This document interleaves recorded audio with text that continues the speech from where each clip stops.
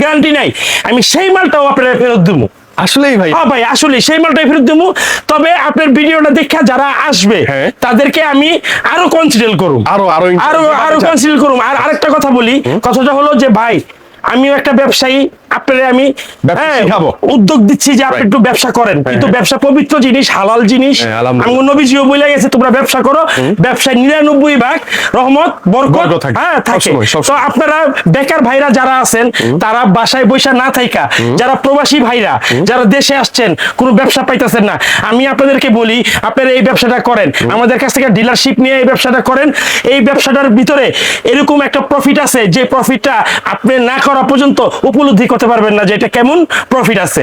আর যারা ব্যবসা বড় হোক ছোট হোক আমার কাছে আসেন, আসলে 10,000, 5,000, 20,000, 50,000, 1 লাখ, 2 লাখ, 5 লাখ, যার যেরকম এবিলিটি আছে নিয়ে আমার কাছে আসেন।